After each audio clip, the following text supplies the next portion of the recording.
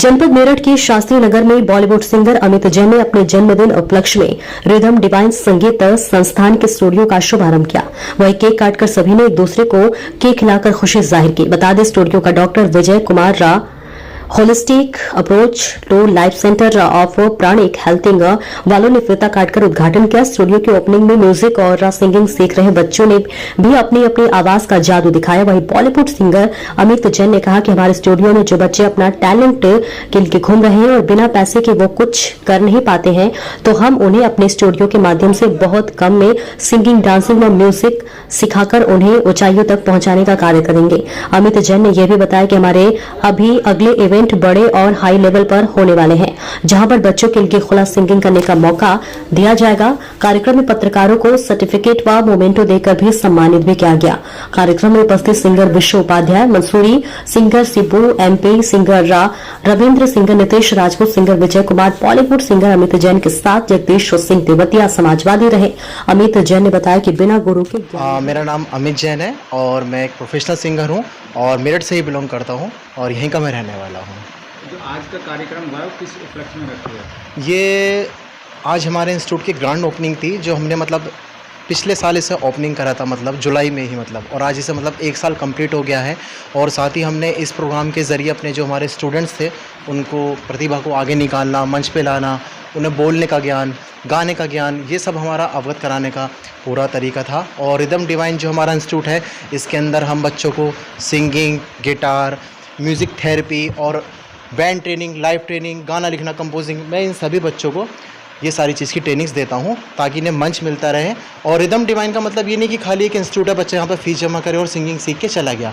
Rhythm divine असली institute क्या है कि यहाँ से बच्चों को वो मंच मिले जो टीवी तक, रियलिटी शो तक, वहाँ तक वो पहुँच जाए। खाली इनका एम ये नहीं बस यहाँ पर आ रहे हो और सीख रहे हैं। इन्हें साथ में पर्सनैलिटी डेवलपमेंट, बोलने का तरीका, संगीत है क्या, संगीत एक तपस्या है, इसका यूज़ क्या है, इन्हें इनका महत्व पता होना चाहिए। तो इसलिए आज हमने ये एक ओपनिंग भी करी और जो अदर सिंगर है उनको भी ये मैसेज आए कि संगीत है क्या। जिस तरीके से आपने इसकी ओपनिंग की है तो ये किस नाम से रखा गया है स्टूडियो? ये हमारा जो इंस्टीट्यूट है जिसका नाम रखा गया है रिदम डिवाइन। रिदम डिवाइन के नाम से हमने इसको रखा गया है और रिदम डिवाइन के नाम से ही हमारा स्टूडियो है। और शाइन के नाम से हमारा बैंड आने वाला है, जिसमें मेरे साथ रविंदर, सिद्धू और आपका ये विशु उपाध्याय मंसूरी से, नीतीश और विजय सभी मेरे साथ हैं। हम लोग मिलकर एक म्यूज़िक बैंड भी तैयार कर रहे हैं। कितने स्टूडेंट आपके इसमें लगभग सीख रहे हैं? अभी मेरे पास जो यहाँ पर प्रेजेंट टाइम है वो 15 से 20 स्टूडेंट हैं और अदर इंस्टीट्यूट में अलग हैं। और मैं ऑनलाइन क्लास भी लेता हूँ, जो बच्चे दूर के आ नहीं पाते तो उनकी आधे घंटे क्लास होती है, ऑनलाइन क्लास में अलग लेता हूँ। जैसे स्टूडेंट आते हैं तो उन्हें आप क्या क्या सिखाते हैं? उसमें हम सबसे पहले इंस्ट्रूमेंट, संगीत की सरगम जो हमारा बेसिक है, एक संगीतकार और सिंगर के लिए सबसे पहले हारमोनियम पर इन्हें पूरी तालीम दी जाती है। उसके ज़रिए गाने को लिखना सिखाया जाता है, पहले गाना कैसे राइट होता है, फिर रियाज़ कराई जाती है, फिर बच्चों को उस हिसाब से गाने के अकॉर्डिंग, उसकी वॉइस क्वालिटी के अकॉर्डिंग उनको माइक पर पॉलिश किया जाता है। भारत के अंदर काफ़ी युवा ऐसे हैं कि जिनके अंदर टैलेंट तो है, लेकिन वो टैलेंट अपने पैसे की मजबूरी के कारण उभार के सामने नहीं ला पाते हैं। तो आप अपने स्टूडियो के माध्यम से उनके लिए क्या संदेश देना चाहते हैं? जी, आपने बिल्कुल सही कहा। जब आज से 20 साल पहले मैंने भी स्टार्ट करा था तो पैसा नहीं था, लेकिन कुछ चीज़ें ऐसी होती है। सबसे पहले मैंने फोकस करा टैलेंट पर कि हमारे पास वो चीज़ भी नहीं होगी तो हम अगर कल को वो हमारे पास चलो टैलेंट आ भी जाता है। अभी मुझे स्टूडियो बनाना है, अब मेरे पास आवाज़ अच्छी हो गई है लेकिन अब पैसा नहीं है, वो दिक्कत वहाँ पर क्रिएट कर रही है। लेकिन जब मैंने स्टार्टिंग करी थी, शुरू में पैसे की दिक्कत नहीं, शुरू में तो ये था कि पहले मुझे अपना सीखना है।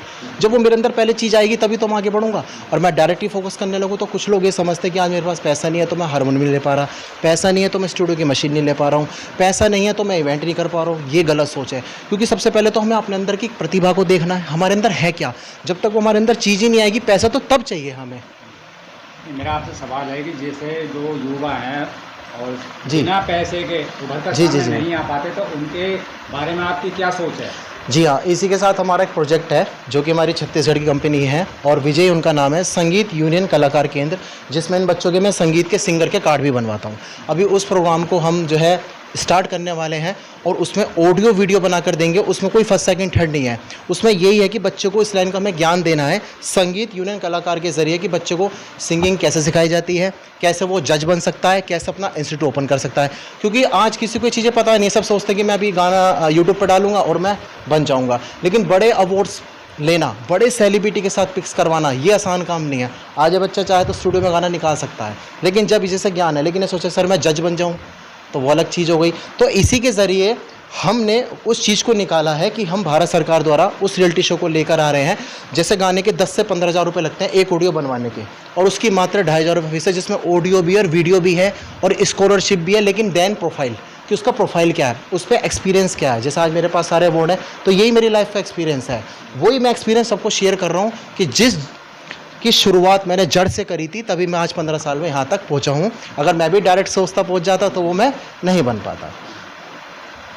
और आप युवाओं के लिए क्या संदेश देना चाहेंगे? मैं युवाओं के लिए संदेश देना चाहता हूँ कि एक मैं प्रोफेशनल बॉलीवुड सिंगर होने के साथ साथ जो मैंने 15 साल के अंदर करा है और जितना स्ट्रगल है, मैंने चाहता कि वो हर कलाकार उसको सहन करे। मैं चाहता हूँ कि वो सही मार्गदर्शन, सही गुरु के रास्ते पर चले, कि सबसे पहले उसके अंदर टैलेंट क्या है, जब भी वो आगे तक cut to cut step to step पहुंच पाएगा, वरना ये भी नहीं पहुंच पाएंगे। तो हम कहेंगे सबसे पहले आप सिंगर हैं तो हारमोनियम सीखें। सिंगर के लिए पहले गिटार नहीं है, सिंगर के लिए पहले हारमोनियम बना है, तब वो सब चीज़ें चालू करे, step step step step step, तभी वो आगे प्लेबैक सिंगर तक पहुंच सकता आपके अंदर है। एक कला निकल कर उभर कर सामने आती है कि आप कई तरीके की मेल फीमेल की आवाज़ निकाल देते हैं। जी जी जी ठीक है, जी। तो थोड़ा हमारे दर्शकों को निकाल के बताएंगे। बेसिकली मैं आपको सबसे पहले बताता हूँ, आज से 20 साल पहले यशोदा कुंज में ही 2009 की बात है, वो सॉरी 17-18 साल हो गए, और जो मेरे गुरु आइडल यानी शान सिंगर वही आए थे, और मेरठ में आने वाले वो पहले सेलिब्रिटी थे सिंगर्स में। तो मैंने उनको थोड़ा सा देख के इंस्पिरेशन लिया और गाना गाने की कोशिश करी। और एक सबका सपना होता है मेरे गुरु हो, मेरा आइडल हो, तभी हम जब तक वो नहीं चुनते हम आगे नहीं बढ़ पाते। तो मैंने उनको अपना आइडल गुरु बनाया, फेस क्वालिटी और किस तरह से वो गाते हैं, तो उन्हीं को नमन करते हुए 2 लाइन में पहले उनकी गाता हूँ। वो पहली बार जब हम मिले हो गए शुरू ये सिलसिले, हो गया ये दिल दीवाना, होता है प्यार क्या इसने जाना। और अभी कोलकाता जी की हिना कौर है, जिनके साथ मेरे कट टू कट गाने आ रहे हैं। अभी उन्हीं के साथ मेरा वीडियो भी आ चुका है, और उसी में मैंने अपनी आवाज़ दी है साजना के नाम से, जिसका यूट्यूब पे गाना भी चल रहा है। 17 जनवरी को वो गाना आया था, और वेस्ट बंगाल की उसकी समुंदर पर शूटिंग हुई थी। तो उसकी 2 लाइनें भी है, तेरी यादों में हूँ खोया, पल पल मैं कितना रोया, तू ही बता साजना साजना, आँखों में बसा लूँ तुझे, दिल में छुपा लूँ तुझे, तेरे बिन जिया जाए ना।